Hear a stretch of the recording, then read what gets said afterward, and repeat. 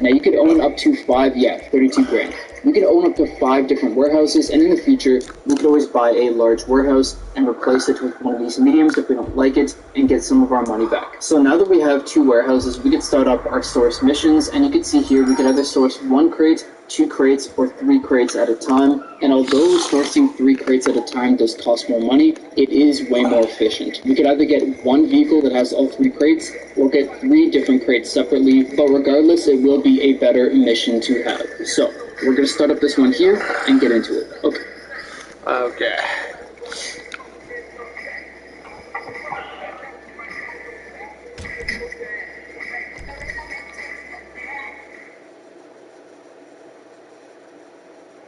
We're gonna finish the Kyle Frico heist after doing my rounds.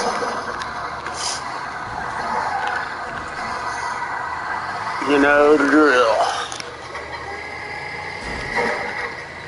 2 tow trucks, AGC, and then CO mixed cargo. And yeah, eventually we're gonna be going crazy with that.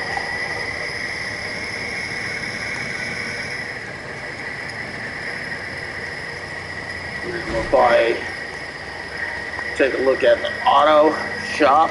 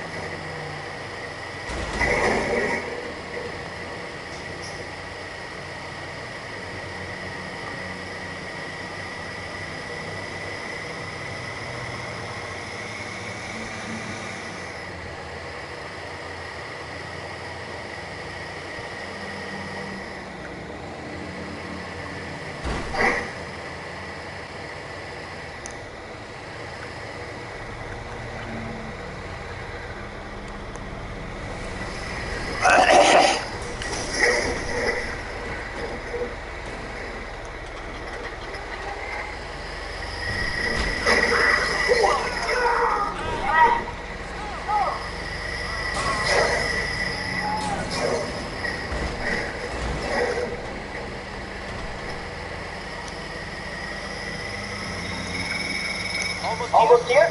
Nice.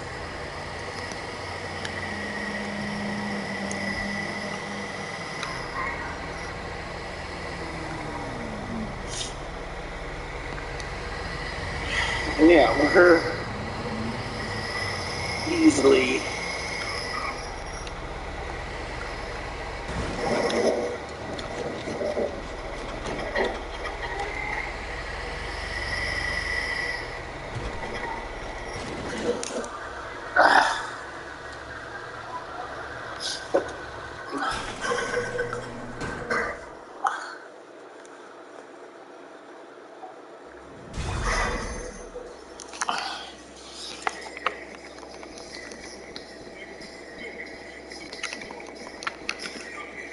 Next one. The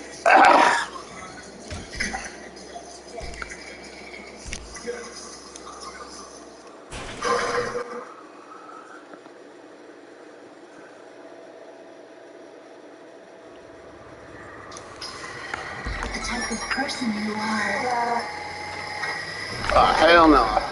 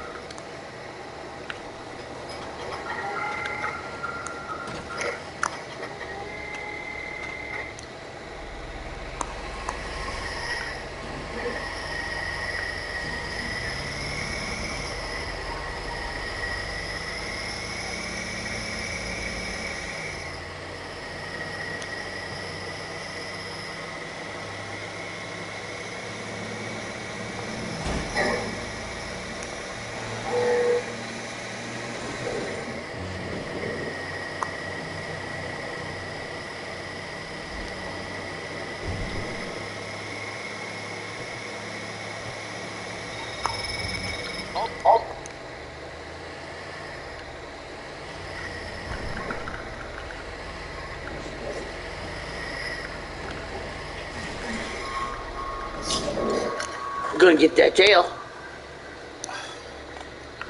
Ugh.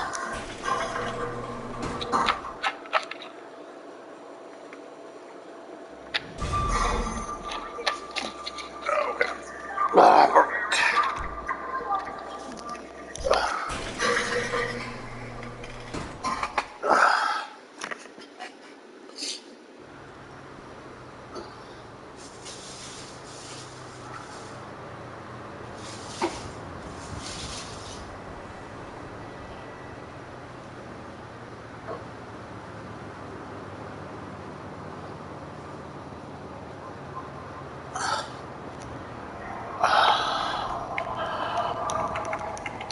Next stop, agency.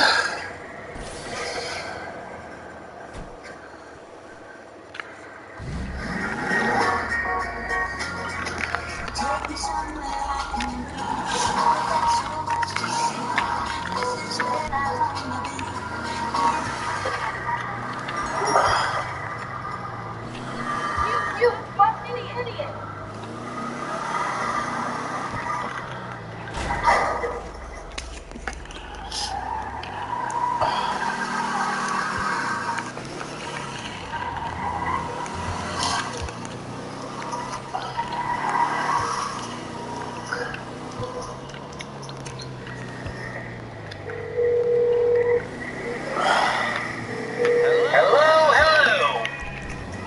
Okay, gonna toss a little. I know someone who has what we need.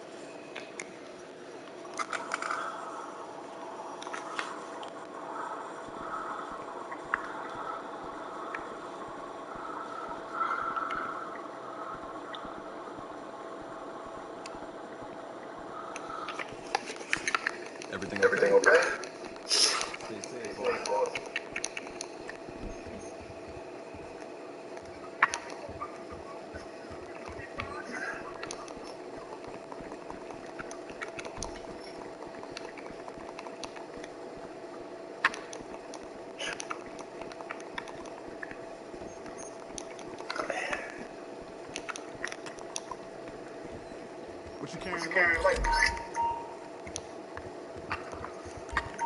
Got pretty much everything in here.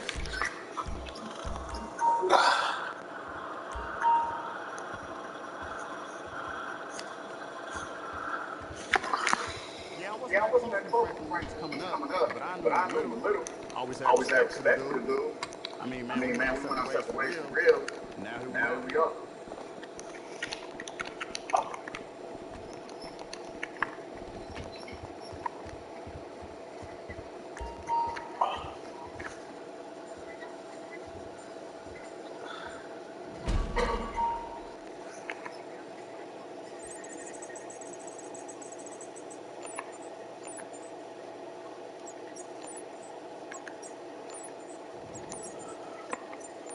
Recover, I swear to God. It says humane labs, I'm gonna be pissed.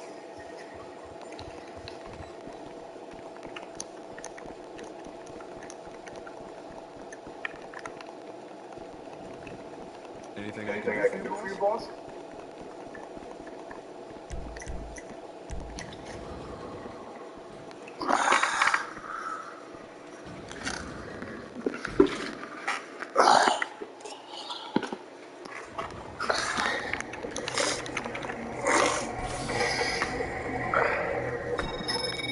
Okay, now. Fucking humane labs.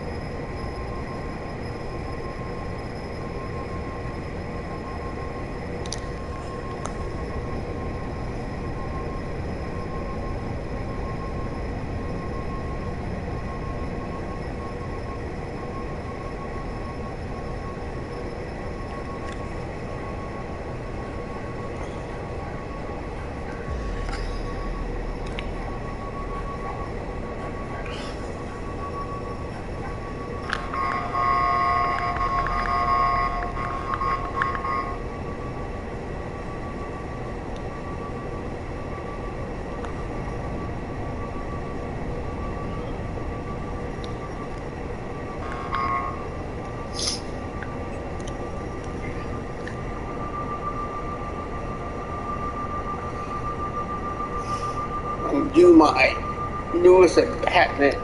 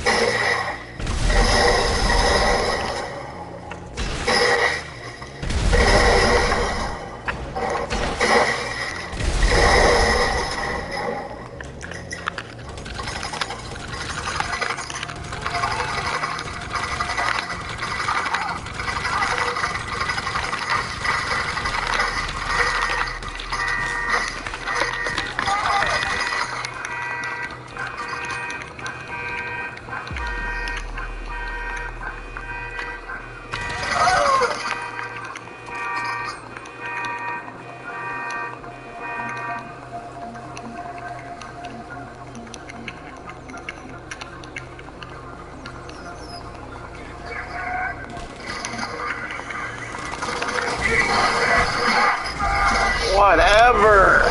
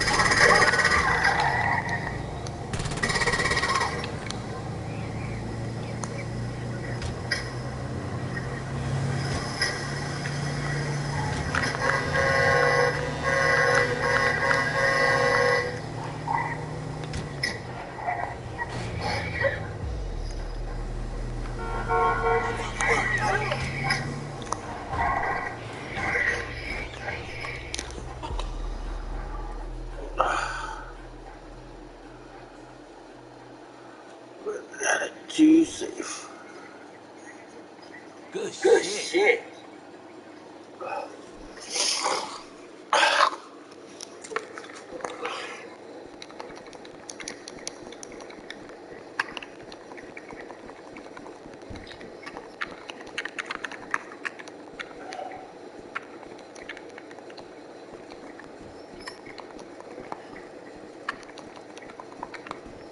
Got some Got cool some cool stuff stuff here here for for you. you.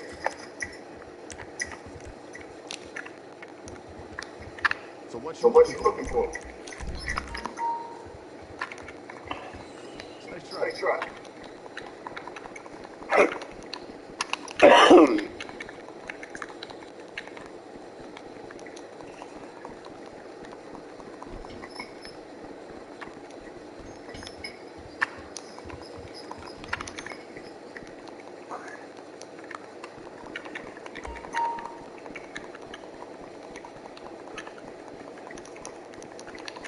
Everything okay? Everything okay?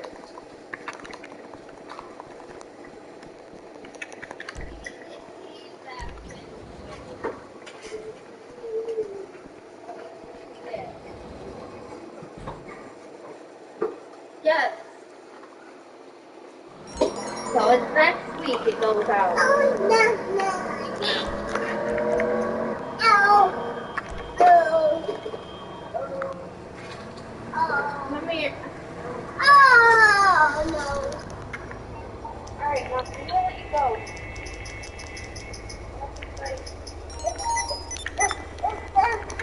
Stop! 7 is fine. Morse Mutual. How can I be of service? Want to whoop that butt? 7 is fine. I'll do my best. Hey, what did you do it? All nice and clean. All nice and clean. Oh, DJ wants a whooping. No. He keeps whooping his butt. Hey! Be careful with his stomach. His? He just had a huge shitty mess. He shit in his pull up? No, he was trying to go in the toilet and it got all over the floor.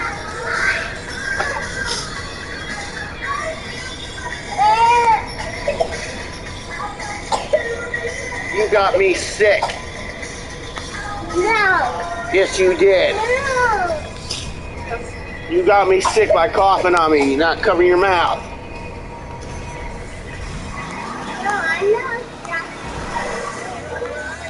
What, you're not sick?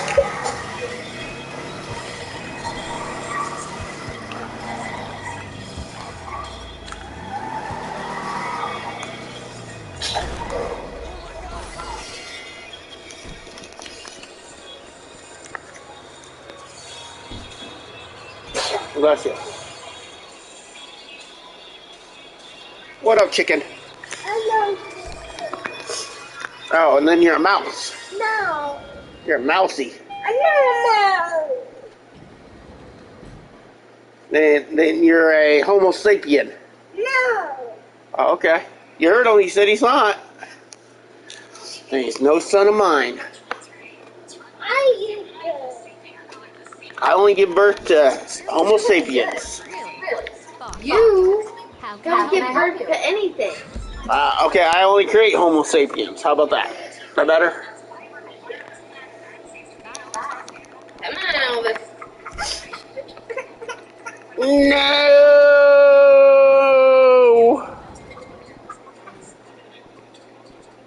You don't understand, Mom. I don't understand why. I don't know.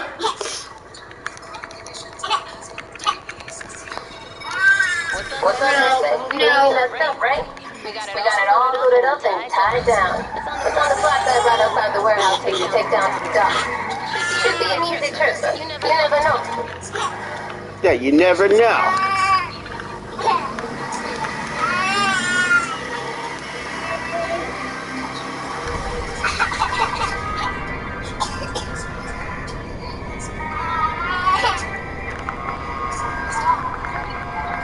Life is so miserable. Get your booty up in there. Booty in there. I just don't know. I just want my blankie.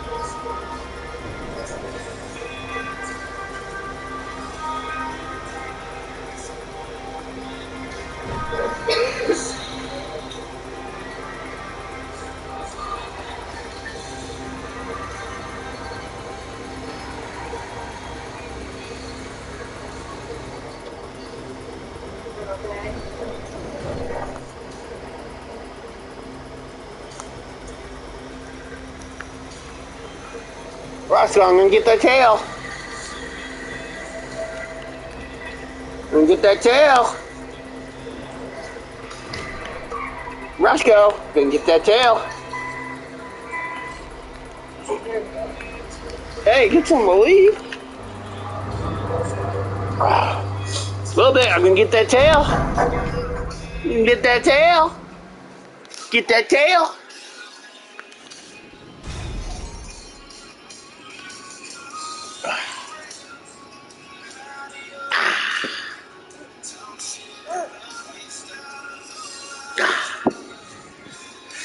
Whee!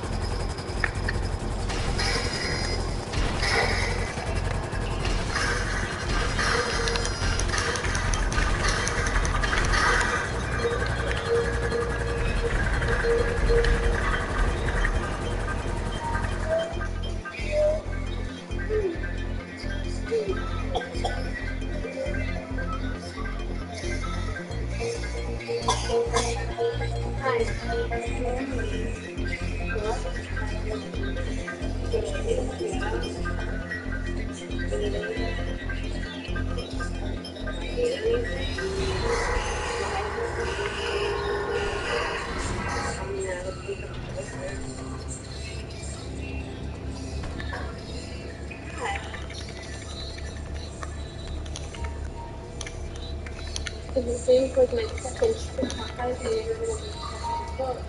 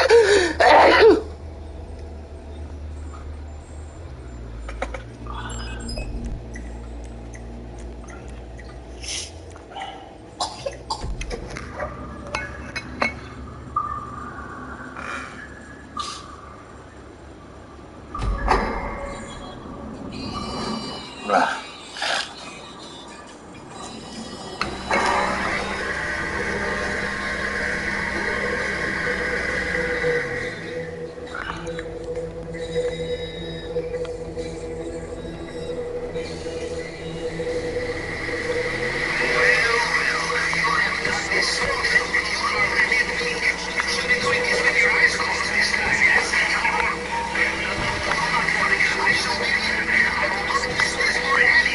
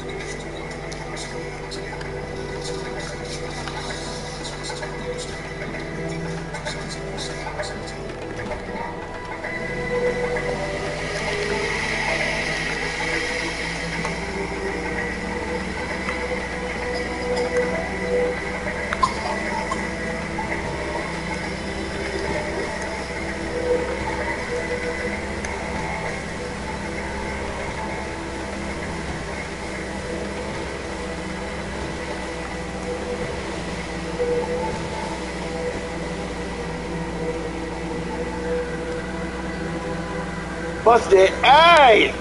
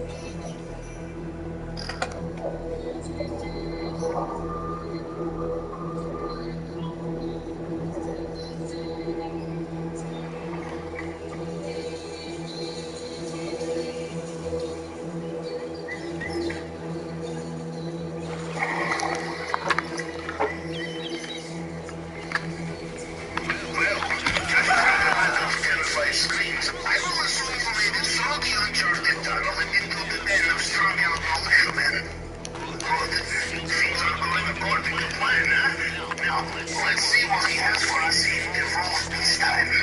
¿Felipe le dio las llaves? No. No. ¿Me las tenía que dar? Lo vi hace poco. Sí. Sí. Seguro se lo olvidó ese pendejo. You're in here, you are Mr. Rubio's personal bodyguards operated. These men will know every soldier under their command. No disguise will fool them.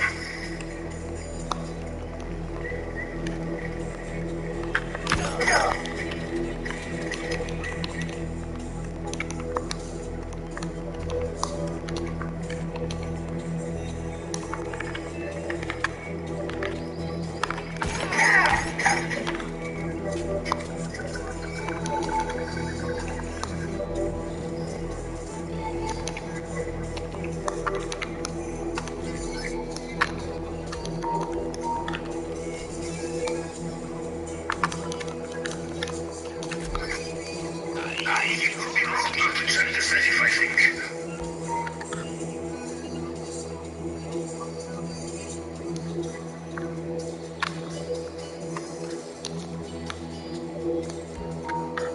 I'm sorry, the CCTV image is a little blurry. Was that a gun made of gold?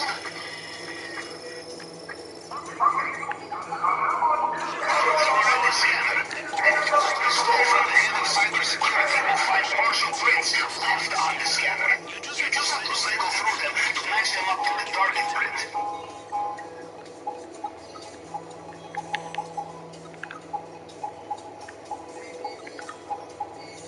You find a lot more. In my experience, you can also find the key.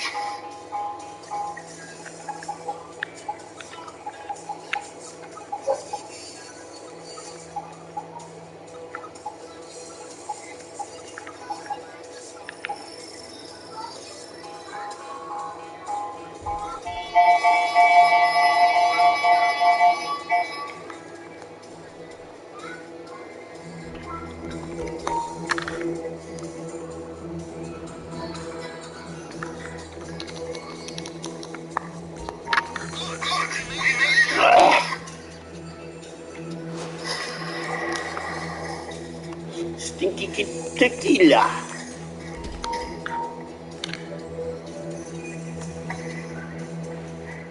Okay, I'm in focus, yes. This display case is bulletproof and bomb-proof. The only way in is with plasma cover. One slip and you lose your finger. Big slip here, fuego. Use less of my uncle.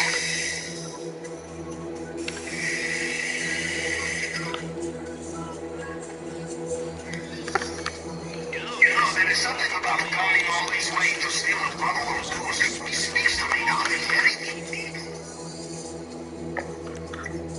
From what I can tell, they have sealed the Phoenix pipe and you will need another way out.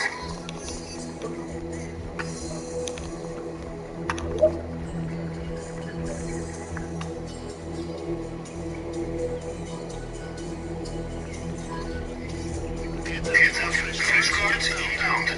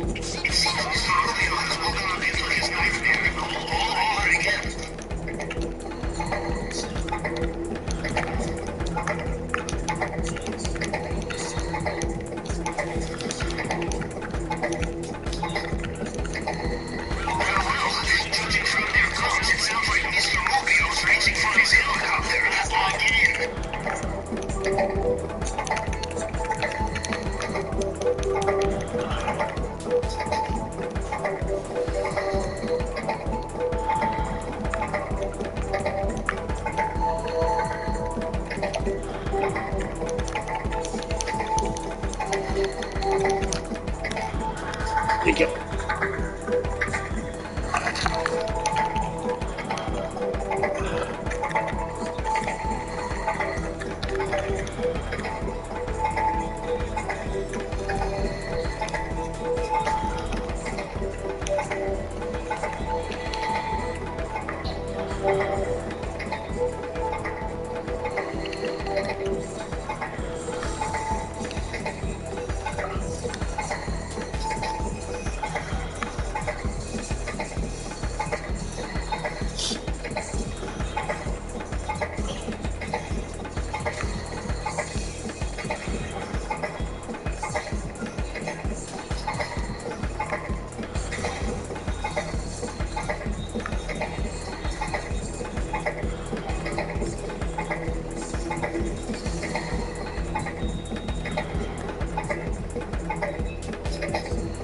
Looks like Mr. Robion's heading back.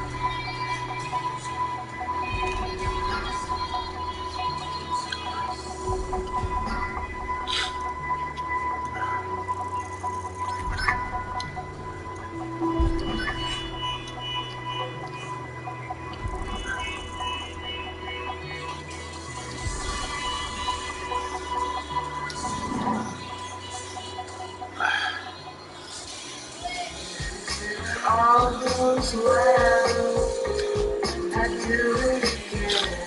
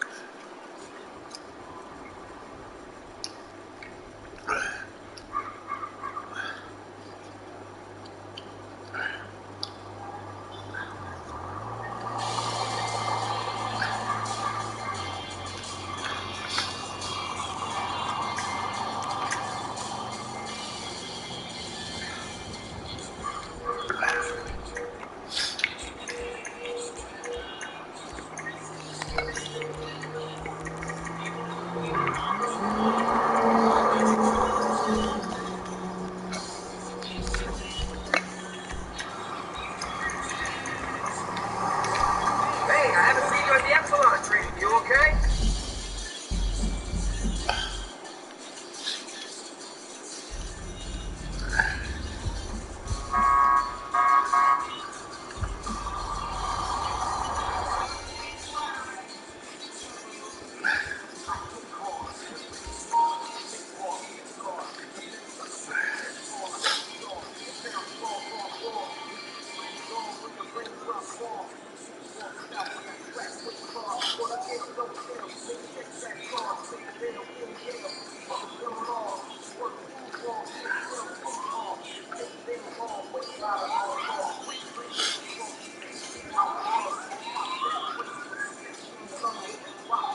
Sorry, little bit.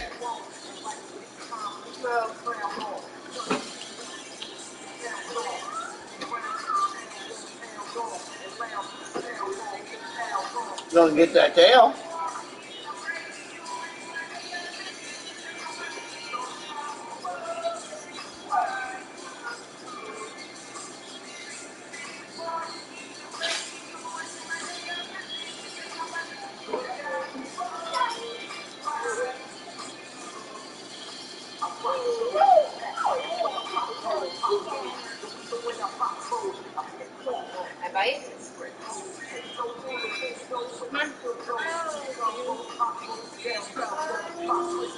What chicken? It's chicken pot pie.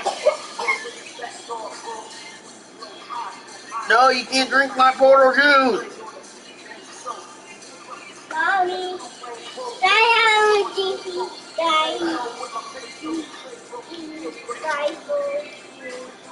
Portal juice. Mommy,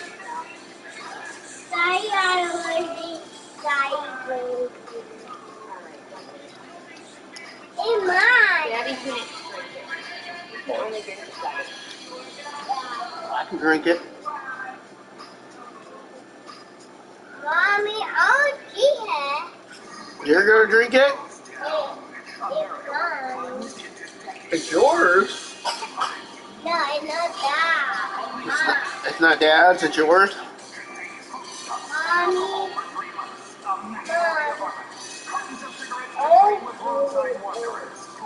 The apocalypse kit contains birth control, so you don't create any more mouths to feed. Pornography and a wide array of Mama. idiots who didn't prepare. It also includes a seed kit. When there's rampant cannibalism going on, what you want to do is take up gardening. Perhaps you can spark My thing. cauterize the stuff if you have to solve your armor light, making booby traps, bushcraft, and how to determine if there's giving another. No, not in my home. Don't drink your portal juice. In my You can't drink my portal juice. Mine. Mine. Don't even think about it. Nope. Nope. Yeah.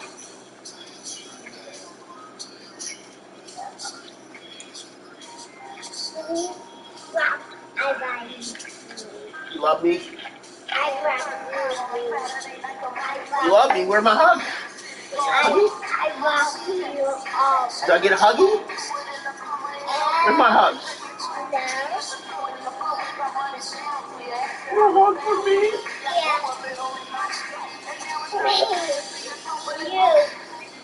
Give me a hug. I want a hug. Oh my goodness, Ow! Ow! Get off? Give me a big hug. No? Come over here. Come over here. What do you think you're doing? What do you think you're doing?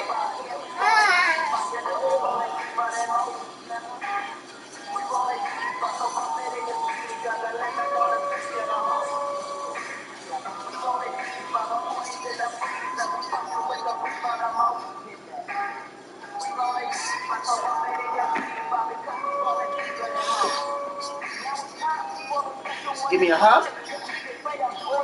Hug you.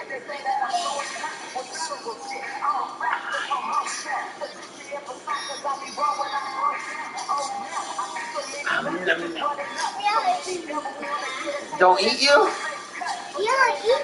I'm gonna eat you?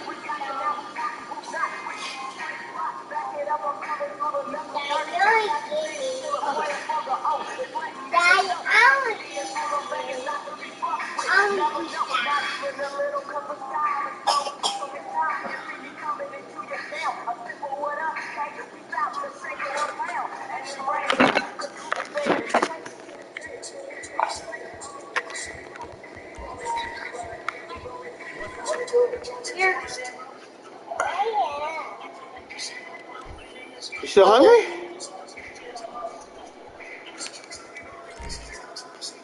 Eat. You don't want it, Dad. Give it back. Here. Hey. You want it back? Come on.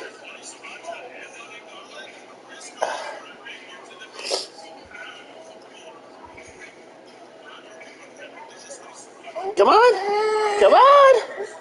You gotta work for it. You gotta work for it. Come on. Elby. Here. Here you go. Elvis. Come on. Here.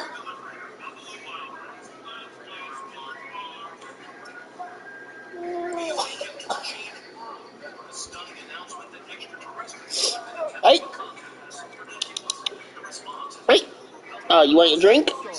Oh, this is mine then. This is my pacifier. Oh no, it's okay.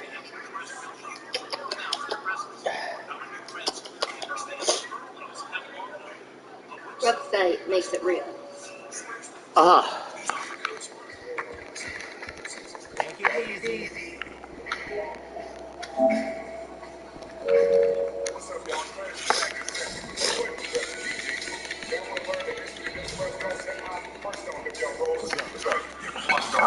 Class is in session, y'all. We about to do this right. We about to play these West Coast classes.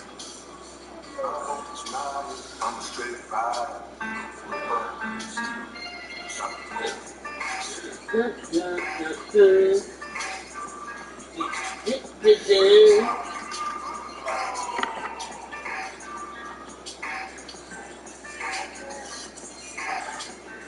Recently divorced and penniless, and has moved herself and her 2 kids into my old bedroom.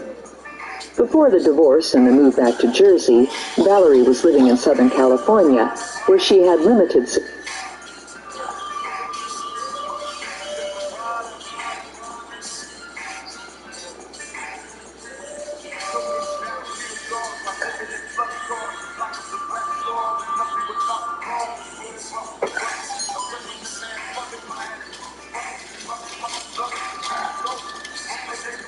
Take care. Was that you? Or got a little convert?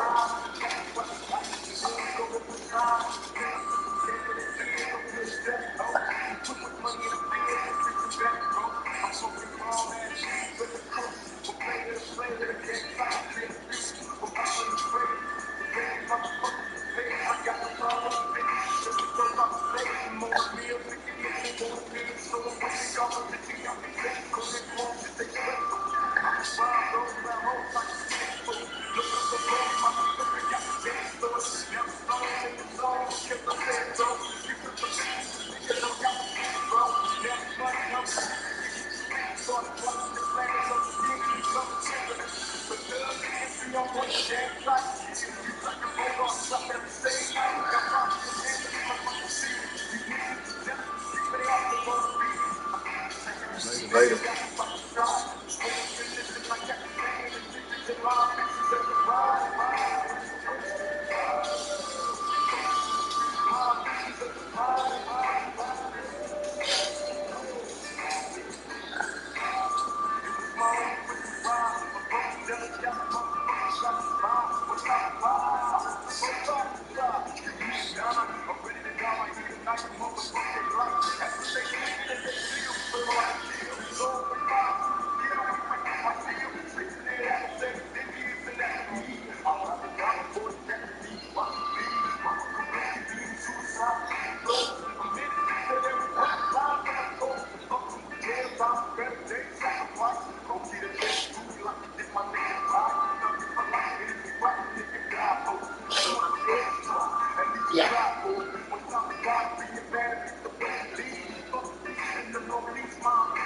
See you around.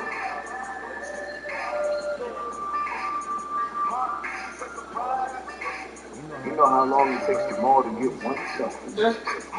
I worry about it sometimes.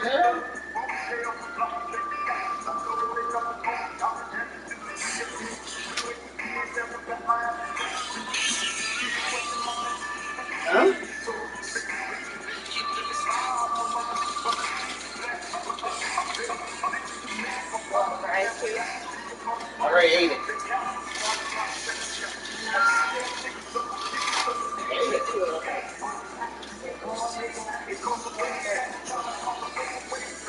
Rage applying is the new quiet quitting. It's when you apply for a job that'll pay you more.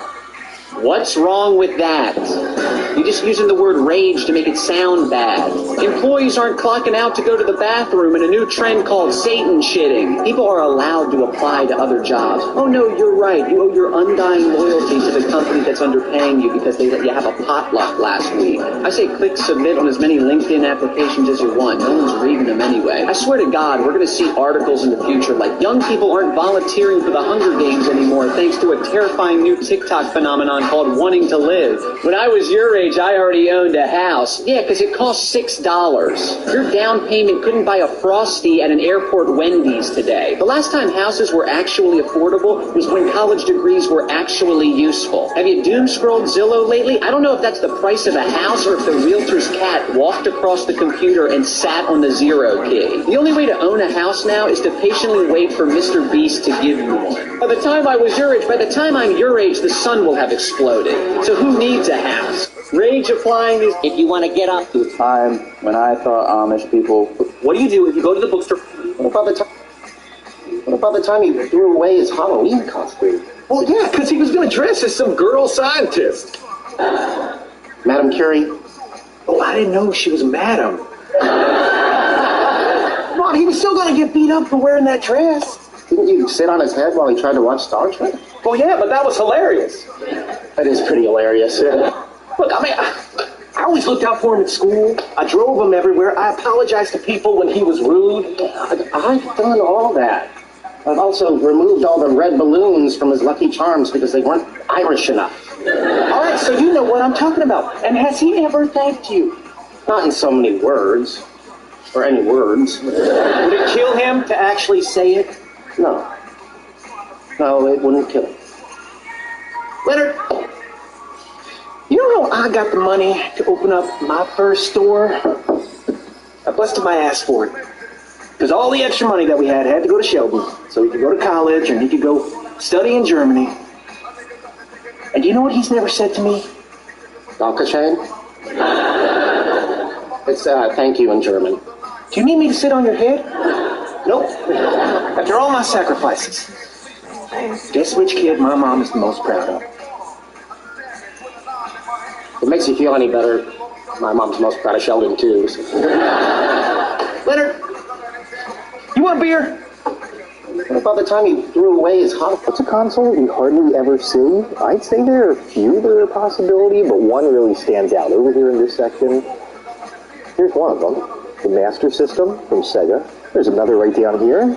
The Turbo Graphics. It takes these little credit card style games. But the one I'm referencing is going to be up here in this box. It's this one right here. It's called the NES Top Loader, and the name should make a lot of sense when you realize that instead of the game going in on the front, like a normal NES, the game slides right in from the top. Still takes two controllers, just a whole lot smaller than the normal NES. Have you ever seen this thing? What's a console we hard... What are you doing? About to put up the gate? Watch yourself. The same thing here is, well, I'm just saying.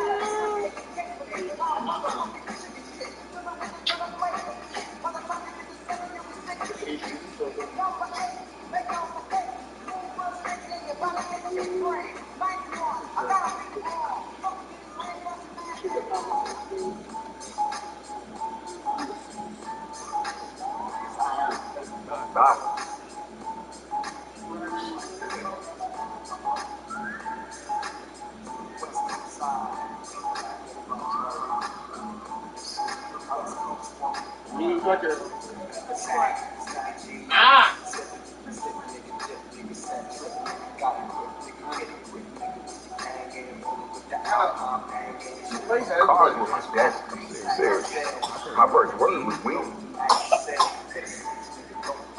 Oh, escaping, Mom. Move it. Gonna get that tail. Gonna get that tail. Let me get that tail. Get that tail. Let me get that tail. I got that tail.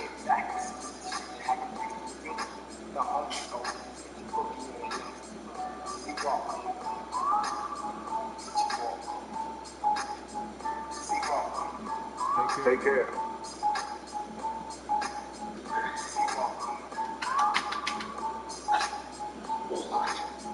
Go get him. Go get him. Go get Mommy. Go get Mommy.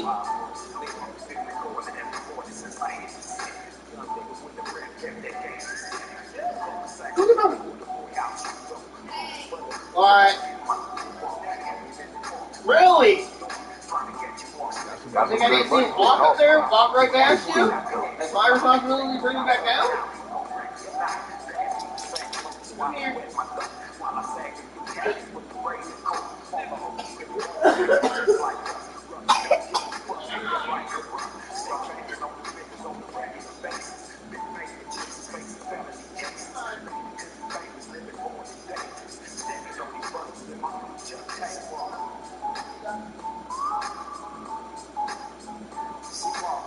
Later.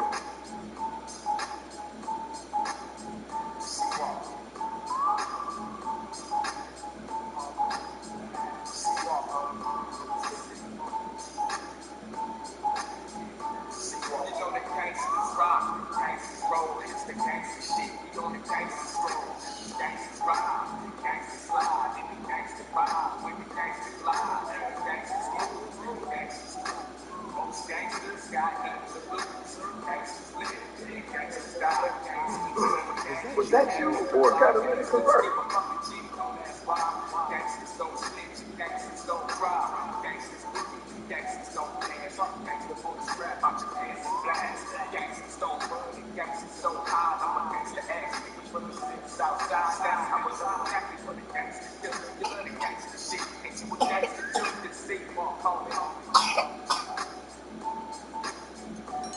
See you around.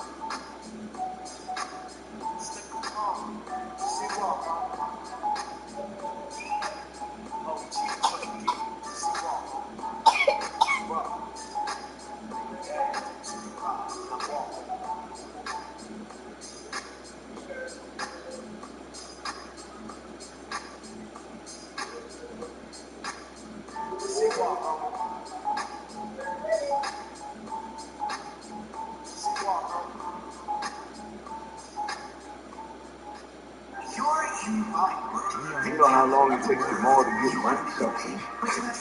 I worry about it sometimes. Inversion that lies about your age, weight, and height. You're in the town of liars and fantasists. Isn't it time your headshot showed you fit right in? In this town, it's walk around with black and white. Looking like a catalog. Where I come in. My name is Lorenzo Oku. Ready? First, One, two, three. tags and the wrinkles. From years of worry that you're useless and so is the personality you were born with. I help turn you into something fine women try to work with. A bland automaton with a personality and a discount. I also offer casting couch training, so you know when and how to put out to get ahead. I also teach gaydar blocking, so the game mafia will think you're I am Lorenzo Oku. I'm gonna get some witties! Contact me today. I'm gonna get hugs from DJ. What? I can't have a hug? No hugging for Dad? My son don't love me. Dad, my son don't love me. I love you. He don't act like he loved me. Where's my kisses?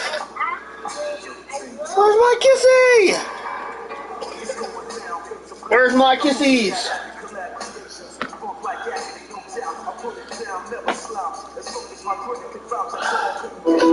Instead of paying for... Hey, Boeing, I've flown on some of your planes. What else do you do, buddy? I make things at people places. And how do you do that? Well, we do commercial airplanes, then we have our service department, which we send to fix the planes, and we also have a finance department, so we can get you where you need to go. That's all nice stuff. What else do you use to send people places? Well, I guess we also made bombers like the Strata Fortress. We made the AH-64 Apache attack helicopter. We made a slew of bombs and missiles, and let's not forget about fighters like the F-15, F-18, and F-22. You know how they say put an F in chat to pay respects? We're the F in chat.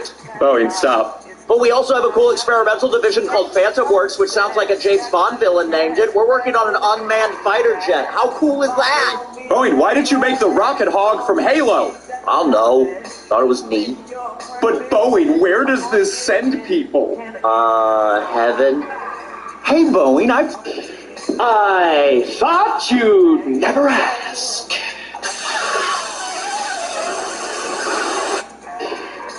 What color is a carrot? Carrot, I think is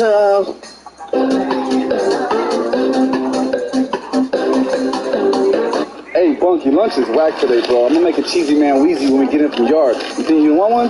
Hell yeah. Make mine extra cheesy, though. Alright, sure. Got you then.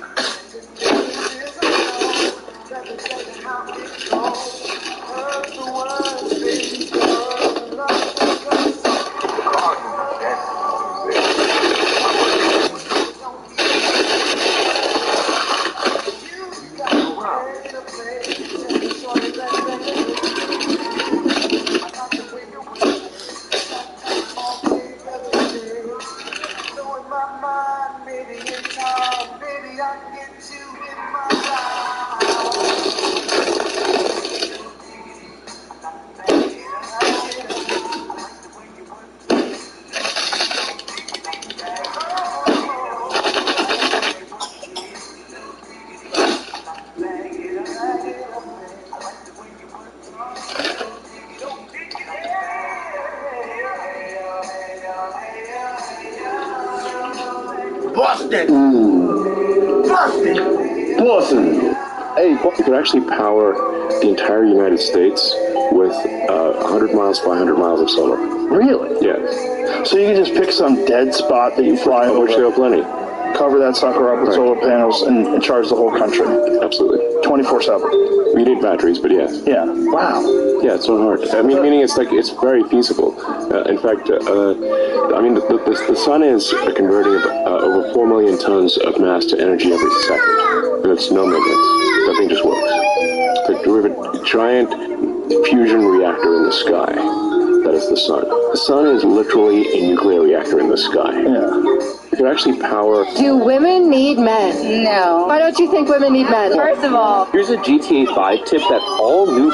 Perfectly timed photos. This girl's hairline follows the path. Okay, that is crazy. She planned the perfect outfit. On God, that is insane. This flame don't look right. Yep, that's a demon. That's made a perfect heart. Nice ice mountain waterfall. Okay, top tier. Could be Photoshop, but I don't know. Honestly, to me it looks real. This is where fresh water meets salt water in Alaska. That is wild. What rain over a city looks like, that is insane. Lenticular clouds, these are so awesome. The frozen pond in Switzerland. Okay, wow. These trees in Schönbrunn Park, Austria. Looks like a maze. And scientists successfully launched a house with 300 balloons. Cap. Butterfly in a skull. Okay, that is crazy. The right letter went out. Okay, no, that's tough. Looks like the tree holding a moon. That is insane. This pic taken during demolition. No pun, but that's lit. Dandelion eyes. Kinda creepy, but okay. The sky split in 2 colors. That is gorgeous. Is that lightning? For real, that's the best one. And this bird does not care. Perfectly timed. All right, kid. One Model 3, that will be $60,000. I'll go ahead and get started on the financing. Oh, I'm actually just going to put on my credit card. Hold on, kid. 1, credit card debt is bad. 2, we can get you a way better interest rate than your credit card. Oh, I've got the cash right here. But by using a credit card, I get cash back. And for this purchase, I'll get $5,000 cash back. And there's a sign-up bonus on this credit card, giving me another $1,000. So I saved $6,000 just by using a credit card. Smart, kid. And some of those credit cards even have a 0% APR. Let me guess. John's finance tips. Cards in bio. All right, kid. God, I hate these stores. They're so tiny, so the owner's right on top of you the whole time. Can I wrap that for you? Hold on, cut me! Oh, you're such a tourist. Here, follow my lead. You know how it's typically rude to talk to people about their finances? Yeah? Well, in a small town market, you can come right out and ask the owner if he makes enough money to feed his family. You just have to do it in the voice white ladies use with people who don't speak English. Was it a good tourist season? Or will your children go without? This business you've dedicated your life to is very cute to me. Isn't this fun, Peter? Now don't forget to say bye like the world's biggest ass. Bye. Bye-bye. Bye. Do you know how round the roundest ball in the world is? It is said that it took over tens of millions of dollars in 5 years to create. What is so magical about this round ball? In geometry, a sphere is defined as a solid figure with a continuous curved surface, and a typical sphere looks unremarkable to the naked eye. However, its mysteries can be revealed through professional methods. To challenge this theory, a scientific research team from abroad spent 5 years to create what is hailed as the roundest ball in the world. The difficulties in the process are needless to say, as even the step of increasing the purity of the silicon shards required the use of a centrifuge used to refine uranium metal. After solving the problem of silicon crystals, the next step was to polish it. Therefore, the research... We were so excited for spring. Hey, what's up, pussy? Where you learn how to drive? Hey, I'm talking to you. You cut us off back there. You go, oh, shit, go. I would love to cash this. Here, check. Name on the account, please. It's Nora, N-O-R-A, no H. Lynn, L-I-N. Nora Lynn, Orley Road, Elmhurst? That is correct, yes. It says here you're dead. Sorry, what? The bank automatically closes accounts that have been inactive for 2 years. We assume you died. No. I am alive. Here's what I can do. If you want to reopen your account, I just need a form of identification. Yes, actually, I can account. This is expired. Where does it say that? No. Because this license is expired, I'm legally obligated to do Do you have another form of identification? Do you know your social security number? Yes, I know it. 1-800-579-6859. I would love to. Hey, welcome back. What can I get started for you? Sorry. I scammed this guy when he challenged my mystery card. All right, are y'all ready to order over? Did you know Rey Mysterio wanted Dominic to betray him in WWE? Now, one of the biggest shocking storyline twists in recent WWE history would have to be Dominic's betrayal of his father, Rey Mysterio, along with Edge. And ever since then, Dominic joined up with the Judgment Day faction and made it his mission to make Rey Mysterio's life in WWE miserable. And while Dominic lost to Rey at WrestleMania this year, that betrayal has caused Dominic to be one of the biggest heels in wrestling right now and continuously generates nuclear levels of heat every time he enters a ring. And as surprising as it sounds, Rey Mysterio wanted all this to happen. Apparently, the one thing Rey Mysterio wants solidified before he retires from WWE is that his son Dominic is all set to continue to achieve success in the company after he's left, and Rey Mysterio feels like that betrayal last year has set Dominic up to become a massive star in the company in the future. So even though Rey Mysterio... Why are all the bodybuilders in the world afraid of Shaolin? I've always been really good at giving head, though. I was raised in the 90s. Yeah, we were sucking on some slutty candy. They had us in Olympic development training for sucking off anything. It was 1997. We'd be like, Mom, look, a push pop. On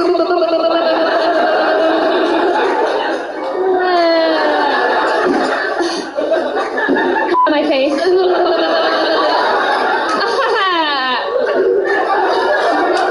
My mom was like, yes, go queen. Dad's like, damn, she's just like her mom. You come home the next week, your mom has Go-Gurt, she's like, level 2. I've always been really good. Here are some more sounds you might not know are trademarked, and if you use them, you could get sued. These 3 notes belong to NBC, you can't use them. The sound of a clock ticking is owned by the show 60 Minutes, and ESPN owns these notes. The Mockingjay whistle from Hunger Games, trademarked. And in 2016, HBO gained ownership of the sound of static. If you're thinking, how can a brand own a sound? What's one of your non-negotiables that you have for your company? For me, You're grounded. You can't ground me. Wait, Mom. I'm sorry. Come back. Oh, that's fucked up. You're grounded. Whitening? You went away to college after Dad died. Who do you think took care of everything? Mom did. Mom always took care of everything. Mom was a mess. Missy was a dumb teenager. I had to look after both of them. I talk to Mom all the time. If she was upset, she would have told me. She was protecting you, you idiot, just like everyone always does. If things were bad, then why didn't you tell me? Because I was protecting you too. Order number 42. Order number 42 is ready. Can I get some honey mustard and ketchup? It's already in the bag, sir. All right, that. Order number 42. The girls are... Hey, honey, what's the price on this car right here? On this one here? For who? Yeah, for me, man. I'm thinking about buying this. I'm retiring at the end of the week. You're the janitor. You can't afford this car here. Well, I'm actually retiring at the end of the week, and I want to get myself a retirement vehicle. I've been smart with my money my whole life, so I want to reward myself with something nice. Listen, retirement or not, it doesn't matter. I can't even afford this car. It's your whole Social Security check. Yeah, but I mean, I've been pretty smart with my money. I've set it aside some places where I think I can comfortably afford this vehicle and reward myself with something nice. Dude, respectfully, you're the janitor, okay? I can't afford... I see that you already have 2 mortgage loans with us. Yes. How long would it take to get more money against my property? How much are you looking for? $25,000. Well, we would have to start the whole approval process again and run a new credit check. We would need copies of your tax returns for the last 2 years, pay stubs for the last 3 months, then we'll review all of your bank statements just to ensure that you can complete the payments. After we have everything we need, usually takes the underwriter about 6 weeks to approve. 6 weeks? I need the money immediately. Well, there is an expedited procedure, but that will cost you 10%. How expedited? 10 days. Do you want to start the application process? Yes. I see that you already have 2 mortgage loans with us. I'm swelling. Joe Biden released his proposal for the 2025 budget on Monday. Here are the 5 most noteworthy highlights. First, a 25% minimum tax on anybody with a net worth of over $100 million. He wants to increase the highest tax bracket from 37.6% to 39.6%, which would essentially raise taxes on everybody making over $400,000 a year. He wants to substantially increase taxes on corporations from 21 to 28%. Extending child tax credits for low and middle income families is also on the docket, which averages out to $2,600 per child. And in an attempt to make homes more affordable, he wants to give first-time home buyers a $10,000 tax credit. It's important to note that all these measures are just proposals. The Republicans control the House, so what actually gets passed is going to be a compromise between the two sides. Joe Biden released his... How the different generations of guys... Undersword is going to have a blue label. So as soon as you see blue label... Yo, wakey, wakey. Oh, easy. Shit. Sorry. You okay? Yeah. What time is it? Why was this place locked? I was doing the cash out late, and I went into the back office for a second. These 3 sketchy guys came out of nowhere. I knew that they were going to rob me, or I don't know what. My God, are you okay? I locked up. I didn't know if they were still hanging around, and I didn't want to go home and take the L that late in case they tried to follow me. You left the cash out when you went in the back office? Yeah, it's fine. Alright, I'm gonna go and take a shower, and I will be back for the lunch shift. It won't happen again. Yo, wakey, wakey. On this... Automated fast food companies are not going to work. Success at cloning herself into Meg Ryan. Valerie still got the blonde shag. The resilient perkiness dropped out of her somewhere over Kansas on the flight home. Dang, Valerie said, taking Diesel in. Grandma agreed. He's a pip, isn't he? She said. He's a real looker. Diesel elbowed me in the side. You see, they like me. I dragged Diesel into the living room. They think you've got a nice ass. That's different from liking you. Sit in front of the television. Watch cartoons. Try to find a ball game. Don't talk to anybody. My mother and grandmother and sister were waiting for me in the kitchen. Who is he? Valerie wanted to know. He's gorgeous. Yeah, and I can tell he's a hottie, Grandma said. He's got that look in his eye, and I bet he's got a good package. He's nobody, I said, trying to push aside thoughts of Diesel's package. He moved into the building, and he doesn't know anybody, so I've sort of adopted him. He's kind of a charity case.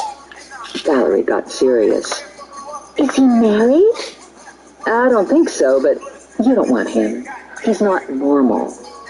He looks normal. Trust me, he's not your normal guy. He's gay, right? Yep, that's it. I think he's gay. Better than telling Valerie that Diesel was a supernatural pain in the behind. The gorgeous ones are always gay, Valerie said with a sigh. It's a rule. Grandma had a big wad of cookie dough on the table. She rolled it out, and then she gave me a star-shaped cookie cutter. You do the sugar cookies, Grandma said. I'm going to get Valerie working on the drop cookies. If I take anything with me when I die, it'll be the way my mother's kitchen smells. Coffee brewing in the morning, red cabbage and pot roast steaming the kitchen windows on a cold day in February, a hot apple pie on the counter in September. Sounds corny when I think about it, but the smells are real and as much a part of me as my thumb and my heart. I swear I first smelled pineapple upside-down cake when I was in the womb. Today the air in my mother's kitchen was heavy with butter cookies baking in the oven. My mom used real butter and real vanilla, and the vanilla scent clung to my skin and hung in my hair. The kitchen was warm and cluttered with women, and I was drunk on butter cookies.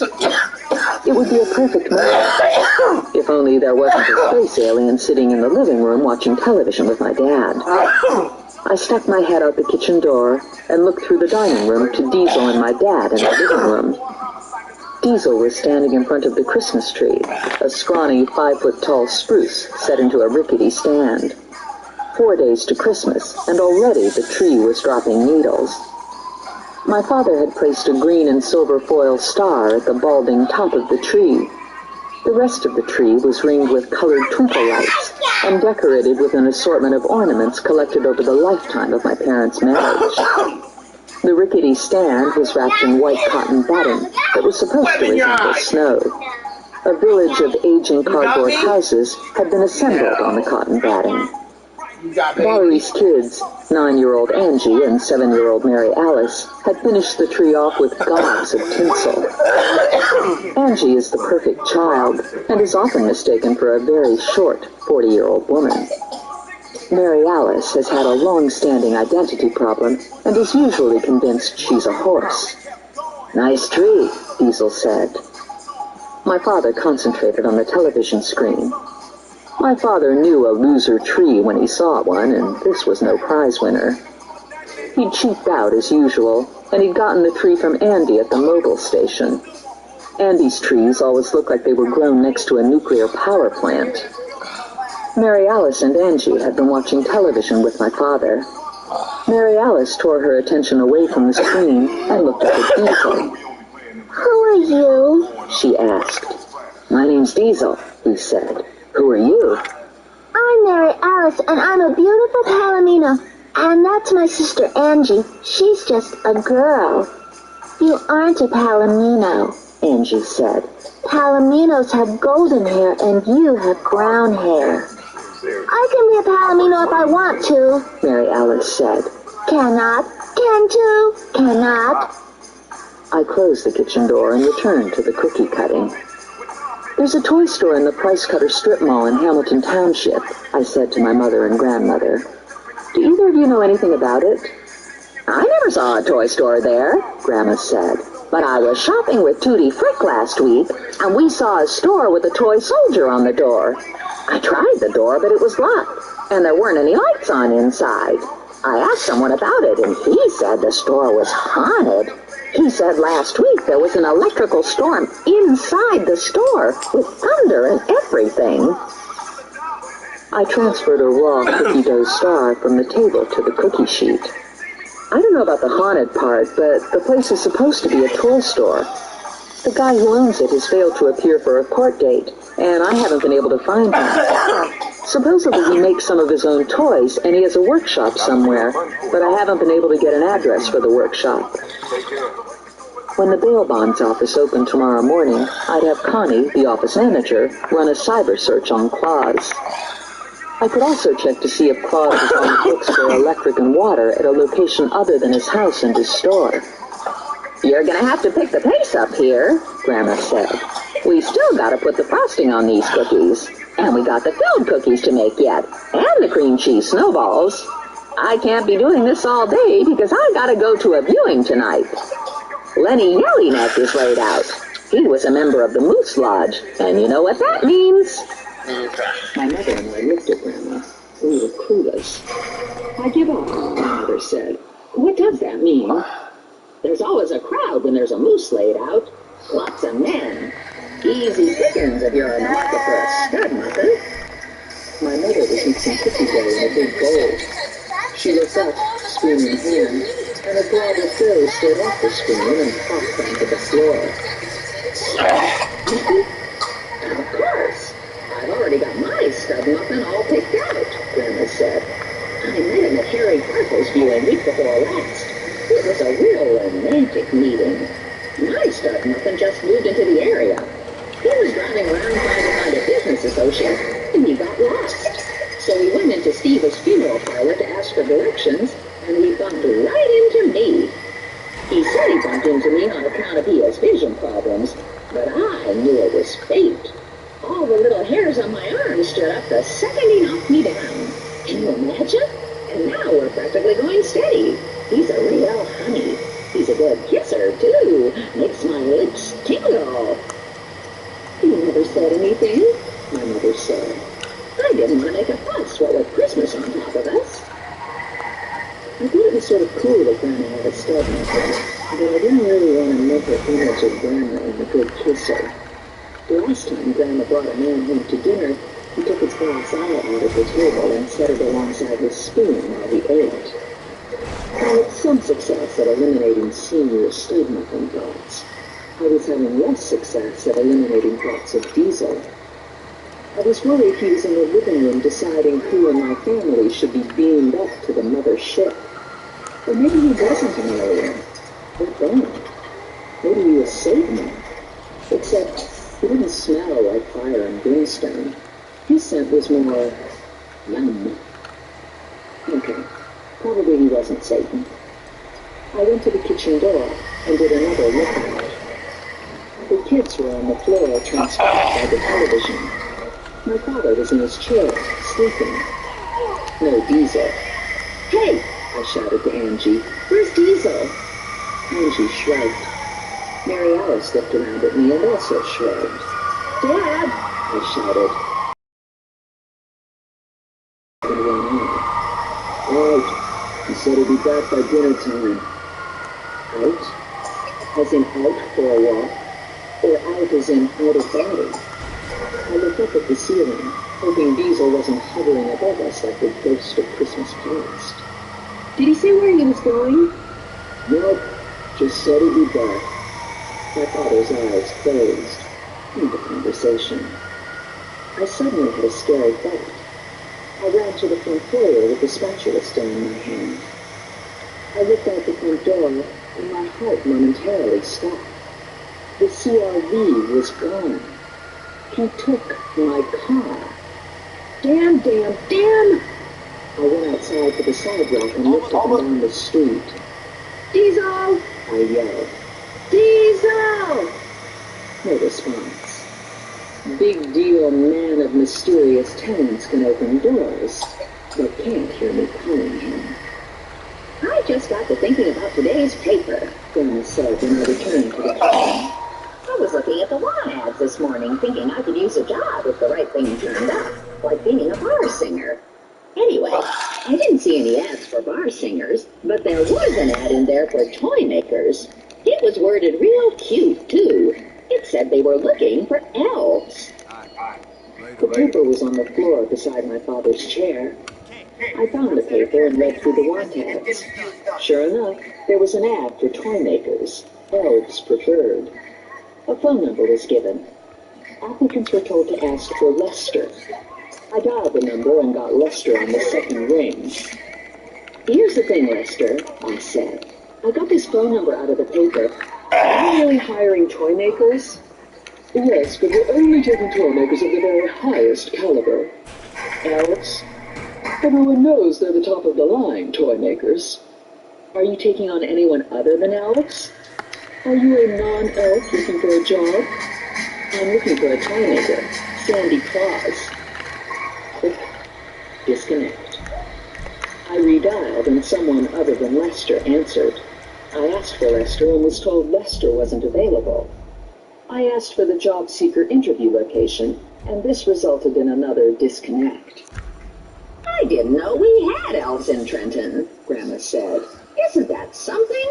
Elves. Right under our nose. I think he was kidding about the elves, I said. Too bad, Grandma said. Elves would be fun. You're always working, my mother said to me.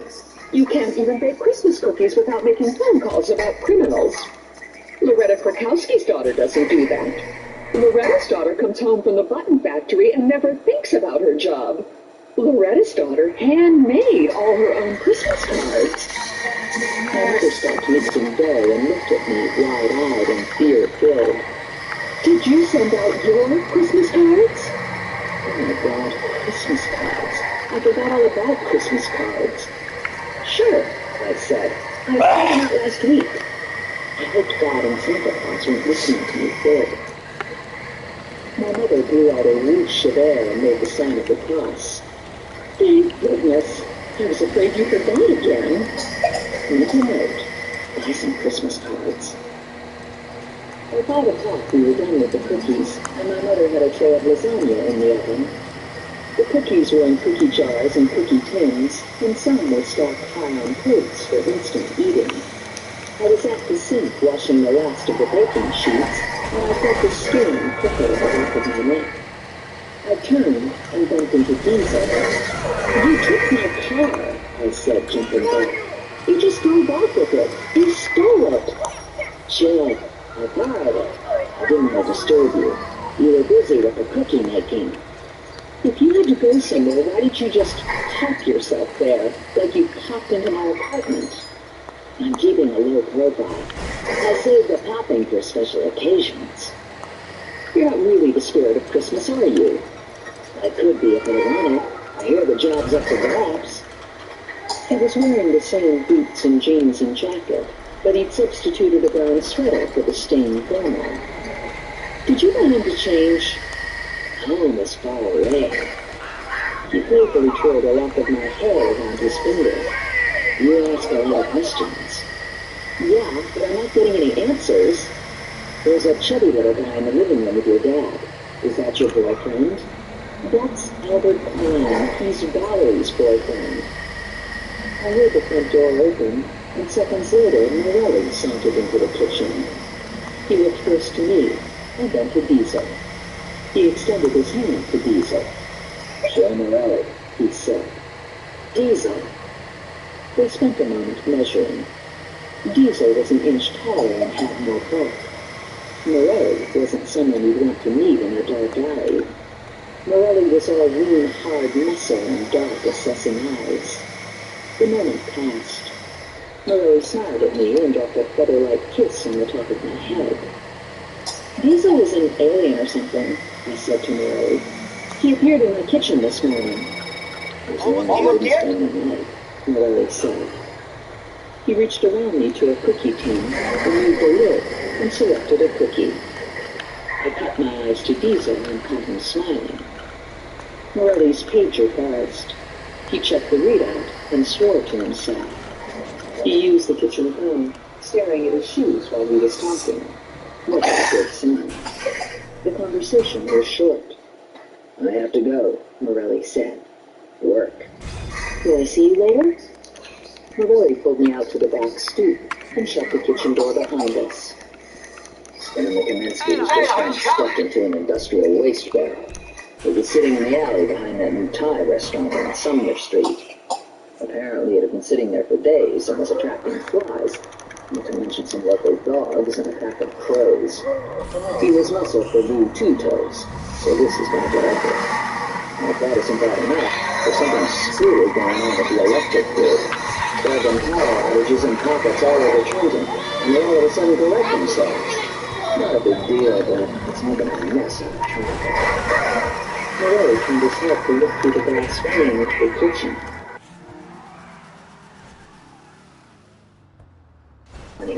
I think he's an alien, or maybe he's some kind of a ghost.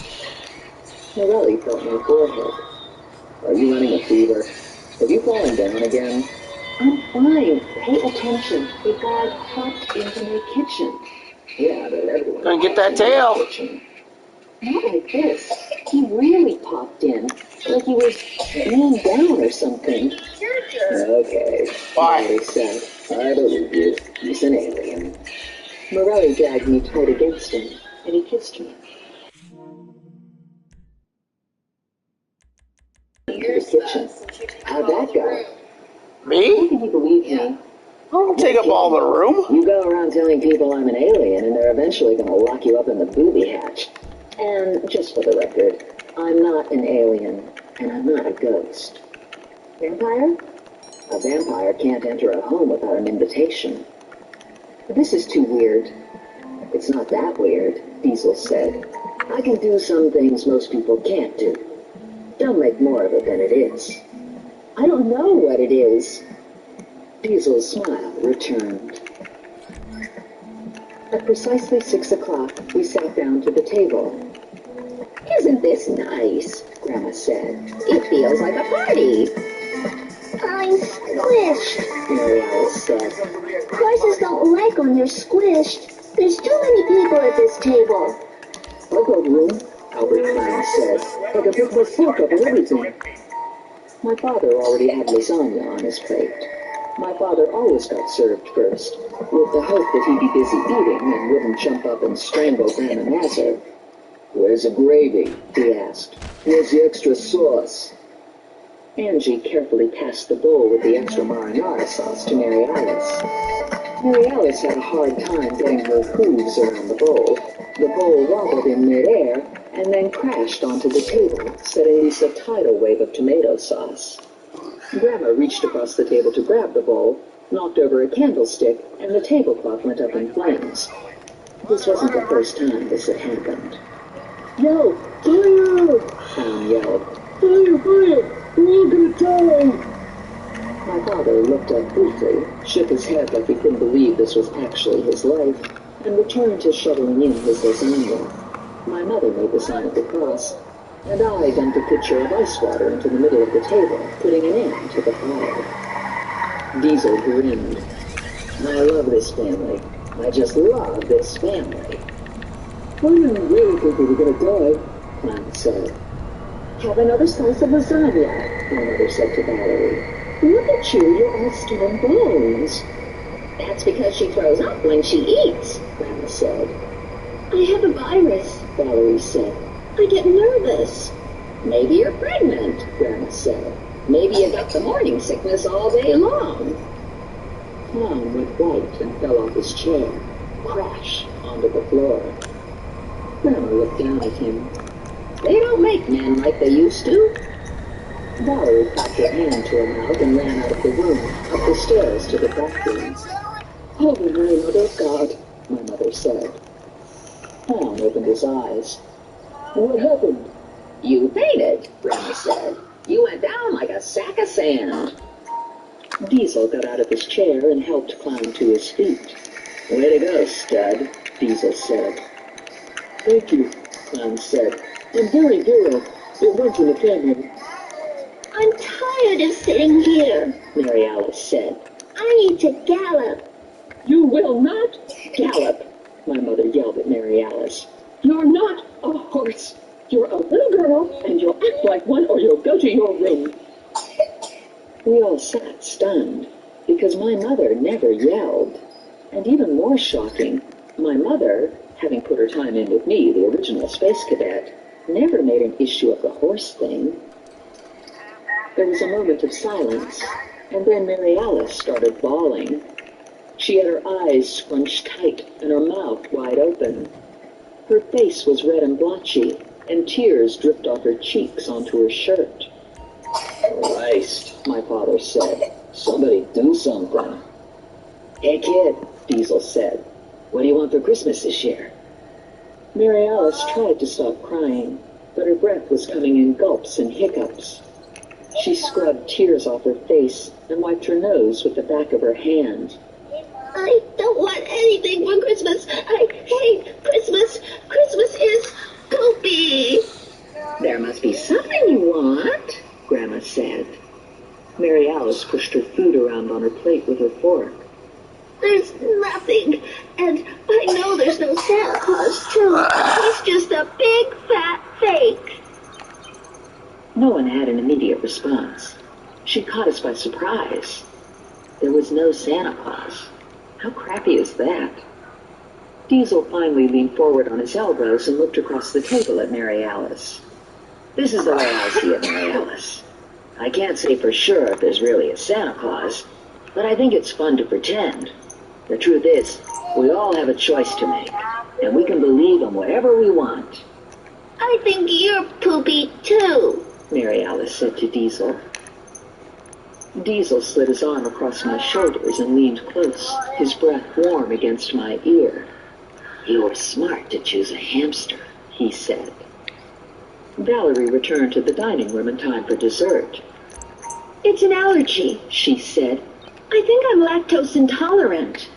Boy, that's a shame, Grandma said. We got a pineapple upside down cake for tonight, and it's got lots of whipped cream on it. Beads of sweat appeared on Valerie's upper lip and forehead, and Valerie ran back upstairs. Funny how these things come on, Grandma said. She was never lactose intolerant before. She must have caught it in California. I'm going to get some cookies from the kitchen, my mother said. I followed after her and found her belting back a tumbler of 4 roses. She jumped when she saw me. You startled me, she said. I came to help with the cookies. I was just taking a nip. A shudder raced through my mother. It's Christmas, you know. This was a nip the size of a big goat. Probably Valerie isn't pregnant, I said. My mother drained the big gulp, crossed herself, and went back into the dining room with the cookies. So, Grandma said to Clown, do you make Christmas cookies at your house? Is your tree up yet? We don't actually have a tree, Clown said. We're Jewish. Everyone stopped eating, even my father. You don't look Jewish, Grandma said. You don't wear one of them beanies. Clown rolled his eyes up as if looking for his missing beanie, clearly at a loss for words, probably still not getting total oxygen to his brain after fainting. How great is this, Grandma said. If you marry Valerie, we can celebrate some of those Jewish holidays, and we can get a set of the candlesticks. I always wanted one of those Jewish candlestick things. Isn't this something? Grandma said. Wait until I tell the girls at the beauty parlor that we might get a Jew in our family. Everyone's going to be jealous. My father was still sitting lost in thought. His daughter might marry a Jewish guy. This wasn't a great thing to happen, in my father's view. Not that he had anything against Jewish guys. It was that chances were slim to non-existent that Clown was Italian. In my father's scheme of things, there were Italians, and then there was the rest of the world. You wouldn't be of Italian descent, would you? My father asked Clown. My grandparents were German, Clown said. My father sighed and went back to concentrating on his lasagna. Yet another fuck-up in the family. My mother was white-faced. Bad enough her daughters didn't attend church. The possibility of non-Catholic grandchildren was a disaster right up there with nuclear annihilation. Maybe I need to put a couple more cookies on the plate, my mother said, pushing back from the table. One more cookie run, and my mother was going to be passed out on the kitchen floor. At 9 o'clock, Angie and Mary Alice were tucked into bed. My grandmother was somewhere with her stud muffin, and my mother and father were in front of the television. Valerie and Albert Clown were discussing things in the kitchen, and Diesel and I were standing outside on the sidewalk in front of the CRV. It was cold, and our breath made frost clouds. So what happens now? I asked. Do you get beamed back up? Not tonight. Couldn't get a flight. My eyebrows raised a quarter of an inch. I'm kidding, he said. Boy, you'll believe anything. Apparently. Well, it's been a real treat, I said. Knock it But I've off. got to go now. Sure. See you around. I got into the CRV, cranked the engine over, and took off. When I got to the corner, I swiveled in my seat and looked back. Diesel was still standing exactly where I'd left him. I drove around the block, and when I returned to my parents' house, the sidewalk was empty. Diesel had vanished without a trace. He didn't pop into my car when I was halfway home. He didn't appear in my apartment building hallway. He wasn't in my kitchen, bedroom, or bathroom. I dropped a piece of butter cookie into the hamster cage on my kitchen counter and watched Rex jump off his wheel and rush at the cookie. We got rid of the alien, I said to Rex. We did, huh? Rex looked like he was thinking alien schmalien. I guess when you live in a glass cage, you don't care a lot about aliens in the kitchen. When you're a woman alone in an apartment, aliens are pretty damn frightening. Except for Diesel. Diesel was inconvenient and confusing, and as much as I hate to admit it, Diesel was annoyingly likable. Frightening had dropped low on the list. So, I said to Rex, why do you suppose I'm not afraid of Diesel? Probably some kind of alien magic, right? Rex was working at getting the cookie into his cheek pouch. And while we're having this discussion, I said to Rex, I want to reassure you that I have about Christmas. I know it's only 4 days away, but I made cookies today. That's a good start, right? Truth is, there wasn't a trace of Christmas in my apartment. Counting down 4 days, and I didn't have a red bow or twinkle light in sight. Plus, I didn't have presents for anyone. How did this happen? I asked Rex. It seemed like just yesterday that Christmas was months away.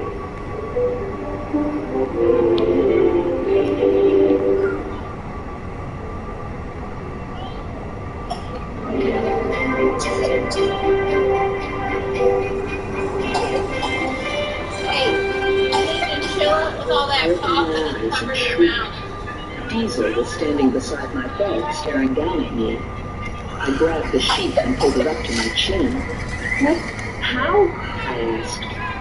He handed me a large-sized takeout coffee. Didn't we do this bit yesterday? I thought you were gone. Yeah, but now I'm back. This is the part where you say, good morning, nice to see you. Thanks for the coffee. I pried the plastic lid off and examined the coffee. It looked like coffee. It smelled like coffee. Cripes, he said, it's just coffee. The girl can never be too careful. Diesel took the coffee back and drank it. Rise and shine, gorgeous. We have things to do. We need to find Sandy Claus. I know why I need to find Sandy Claus. I don't know why you need to find Sandy Claus. Just being a good guy. I thought I'd come back and help you out. Are you gonna get up or what? He said. You can help if you stand up. I'm not taking a shower with you in my apartment either. Go out and wait for me in the hall. He shook his head. You are so uninteresting. Go! I waited until I heard the front door open and close, and then I slid out of bed and crept to the living room. Empty. I padded barefoot to the front door, opened the door, and looked out. Diesel was leaning against the opposite wall, arms crossed over his chest, looking bored. Just checking, I said. You're not going to pop into my bathroom when I'm in there, are you? No. Promise? Honey, I don't need a thrill that bad. I closed and locked the door, ran into the bathroom, took the fastest shower in the history of plum, rushed back to my bedroom and got dressed in my usual uniform of jeans, boots, and t-shirt. I refilled Rex's water bottle and gave him some hamster punches, a raisin, and a corn chip for breakfast. He rushed out of his soup pan, stuffed the raisin and the corn chip into his cheek pouch, and returned to his soup pan. I'd had a brilliant idea while I was in the shower. I knew a guy who might help me find Claus. His name was Randy Briggs. Briggs wasn't an elf, but he was only 3 feet tall. Maybe that was good enough. I thumbed through my address book and found Briggs' phone number. Briggs was a self-employed computer geek. He usually worked at home, and he usually needed money. Hey, I said to him, I have a job for you. I need an undercover elf. Yes, but you're short. Right, Briggs said. And he hung up. Probably best to talk to Briggs in person. Unfortunately, I now had a dilemma. I thought there was a possibility that Diesel might go away if I never opened the door and let him in. Problem was, I needed to go out. I opened the door and looked at Diesel. Yeah, I'm still here, he said. I need to go someplace. No kidding. Alone. It's a supernatural thing, isn't it? It still got you weirded out, right? Just not an arm around my shoulders. I bet you think Spider-Man is a real cute guy. I bet you think it'll be fun to be friends with a guy like that. Maybe. So, just pretend I'm Spidey. I looked at him sideways. Are you Spidey? No, he's a lot shorter. I grabbed my bag and my keys and shrugged into my fleece-lined jacket. I locked my front door and took the stairs to the parking lot. Diesel was right behind me. "We can take my car," he said. "You have a car?" There was a black Jaguar parked a few feet from the back entrance to my apartment building. Diesel beeped the Jag open with the remote. "Wow," I said. "You do okay for an alien." "I'm not an alien." "Well, you keep saying that, but I don't know what else to call you." "Call me Diesel." I angled onto the passenger side seat and buckled in. "It's stolen, right?" Diesel looked over at me and smiled. "Damn." "We're going to Cloverleaf Apartments on Grand. It's about a mile from here, off Hamilton." The Cloverleaf apartment building looked a lot like mine. It was a big red brick cube and strictly utilitarian. 3 stories, a front and a back entrance, parking lot in the rear. Randy Briggs lived on the 2nd floor. I'd met him a while back in a professional capacity. He'd been accused of carrying a concealed weapon and had failed to appear for a court appearance. I dragged him kicking and screaming back into the system. The charge had actually been borderline bogus, and Briggs was ultimately released without penalty. "And why are we doing this?" Diesel asked, climbing the stairs to the 2nd floor. "There was a want ad in the paper for toymakers. When I inquired about Sandy Claus, I got disconnected." "And in your mind, this indicates that Claus is part of the toymaker operation." "I think it's suspicious and warrants further investigation. I'm going to ask this guy I know to help infiltrate the operation." "Is he a toymaker?" "No, he has other cannons." We were in the stairway, and all of a sudden we were plunged into total darkness. I felt Diesel step closer, felt his hand protectively settle at my waist. "Power blackout," I said. "Morelli told me they were happening all over Trenton." "Great," Diesel said. "Just what I need. Power blackouts." "Not a big deal," I told him. Morelli said they last long enough to snarl traffic and then disappear.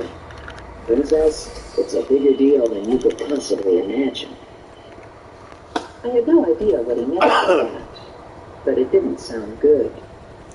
I was about to ask him when the lights popped back on, and we took the rest of the stairs to the 2nd floor. I rapped on the door to 2B, and there was no response. I put my ear to the door and listened. What can I do for you? "Hear anything?" Diesel asked. "Television." I rapped again. "Open the door, Randy. I know you're in there." "Go away," Randy called. "I'm working." "You're not working. You're watching television."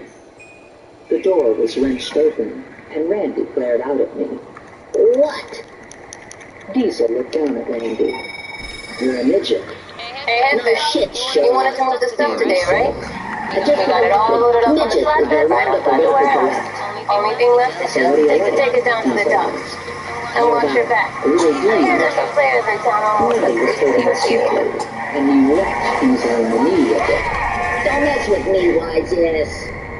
Diesel reached down, grabbed Briggs by the front of his shirt, and lifted him 3 feet off the floor so they were eye level. "You need to get a sense of humor," Diesel said, "and you want to lose the soup ladle." The soup ladle slid through Randy's fingers and clattered onto the parquet floor.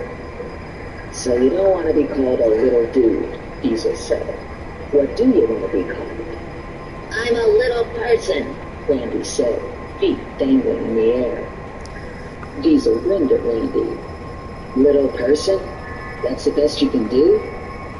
Diesel set Randy back down on the floor, and Randy gave himself a shake, looking a lot like a bird settling its feathers.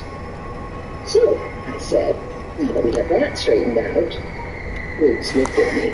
Here it comes. Have I ever asked for a favor? Yes.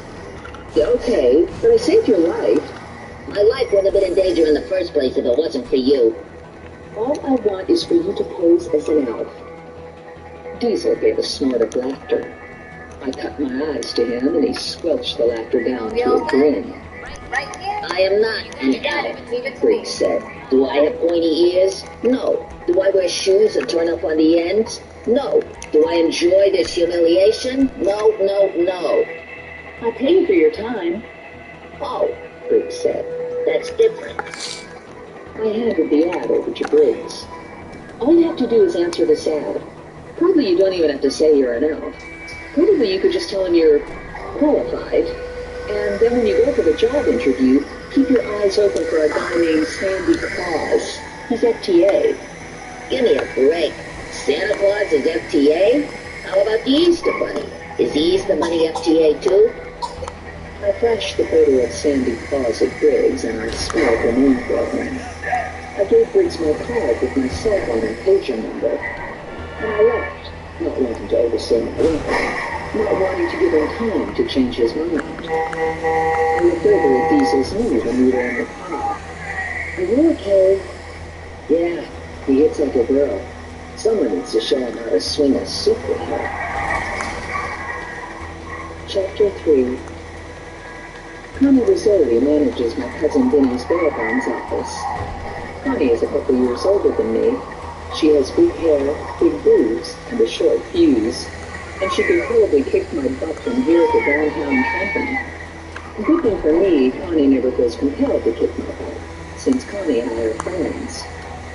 I called Connie and asked her to check on water and electric accounts for calls. Between semi-clandestine computer searches and a tight-knit network of buried women who love to dish, there isn't a lot of information Connie and I can't access. I barely disconnected with Connie when my cell phone chirped. It was my mother. "Help," she said.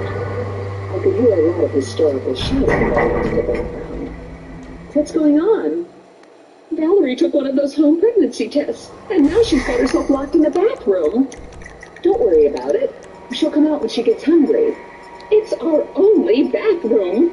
I've got 2 kids home from school for the holidays, an old lady with a bad bladder, and your father. Everybody needs to use the bathroom. And do something. Shoot the lock off. Now, if I was any kind of a good sister and loving daughter, I'd have sympathy for Valerie. I'd be worried about her physical and emotional health.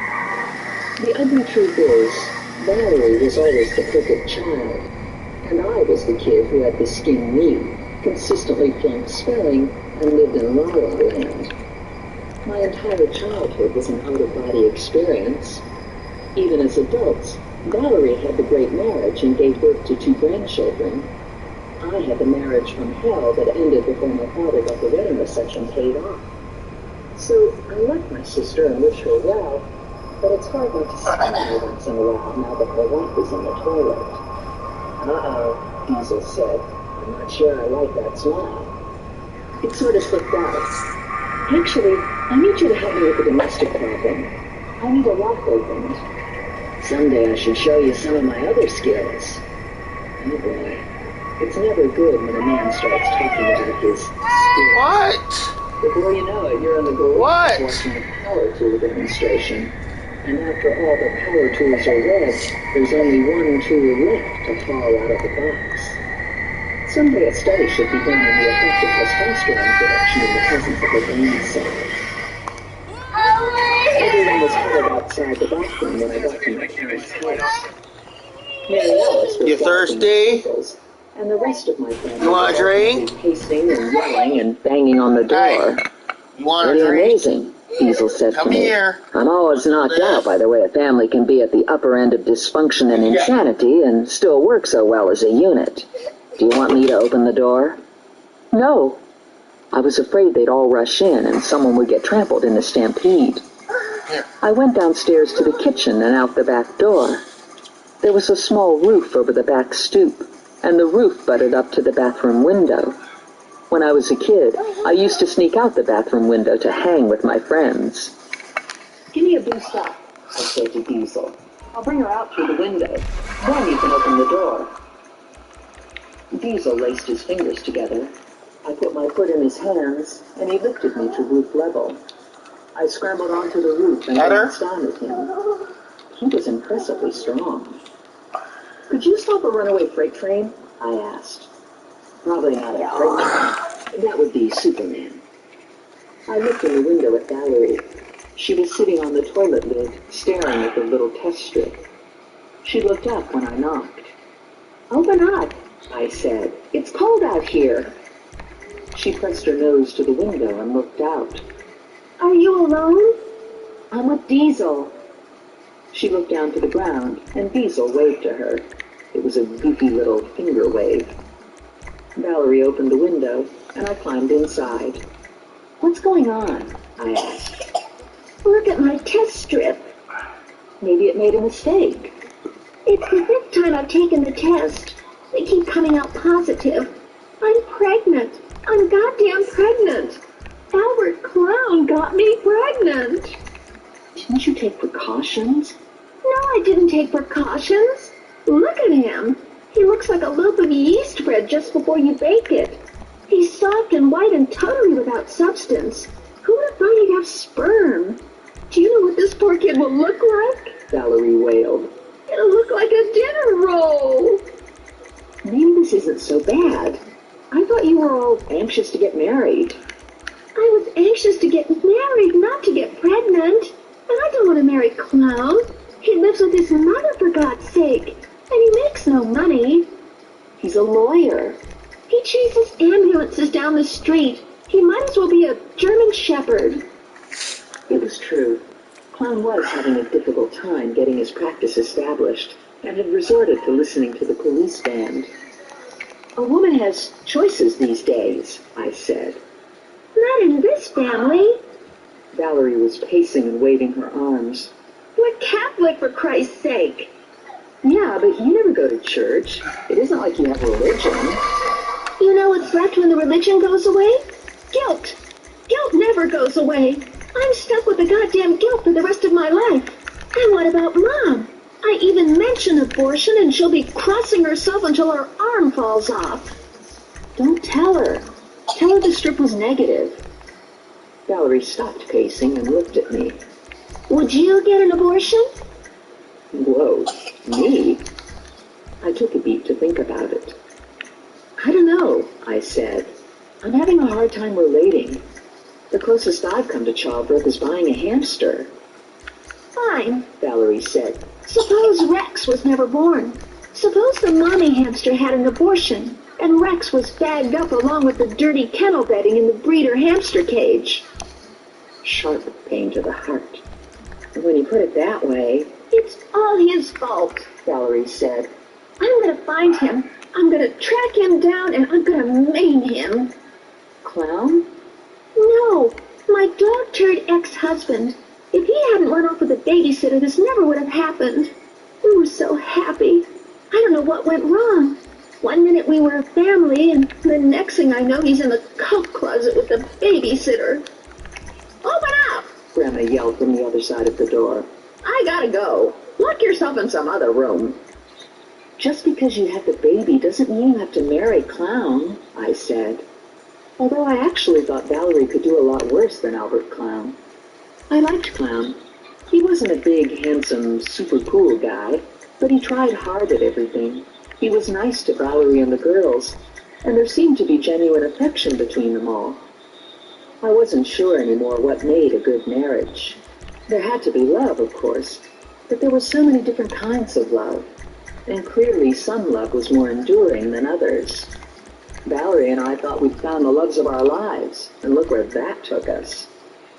Shoes, I said to Valerie. When in doubt, I find it always helps if I buy a new pair of shoes. You should go shopping. Valerie looked over at the door. I could use a new pair of shoes. I don't want to go out there. Use the window. Valerie climbed out the window, got to the edge of the roof, and hesitated. This is scary. It's not a big deal, Diesel said. Just hang your ass over the edge and I'll bring you down. Valerie looked back at me. Trusting, I said. Trust Superman, Spider-Man, E.T., the ghost of Christmas present, whoever the hell. I don't know. Valerie said. This feels kind of high. I don't like the way this feels. Maybe I need to go back into the house. Valerie turned toward the window, and her foot slipped on the shingle roof. She shrieked, laying out with her arms, grabbing me by my jacket. Help! Help! She yanked me forward, and we both lost balance, slammed onto the roof, and rolled off the edge, clinging together. We crashed into Diesel, and the three of us went to the ground. Diesel was flat on his back. I was on top of him, and Val was on top of me. The whole family came running out the back door and crowded around us. What's going on? Grandma wanted to know. Is this some new sex thing? If she jumps on the pile, I'm out of here, Diesel said. Call 911, my mother said. Don't anybody move. Your backs might be broken. She looked down at Valerie. Can you wiggle your toes? You didn't unlock the bathroom, my father said to Valerie. Someone's got to go back up and unlock the bathroom. Honey, I told you to call 911. We don't need 911, I said. We just need for Valerie to get off me. My mother pulled Valerie to her feet. Is the baby okay? Did you hurt yourself? I can't believe you went out through the window. What about me? I said. I fell too. You're always falling, my mother said. You jumped off the garage roof when you were 7 years old. And now people shoot at you. She shook her finger at me. You're a bad influence on your sister. She never used to do things like this. I was still lying on top of Diesel, and I was sort of enjoying it. I knew you'd come around, Diesel said to me.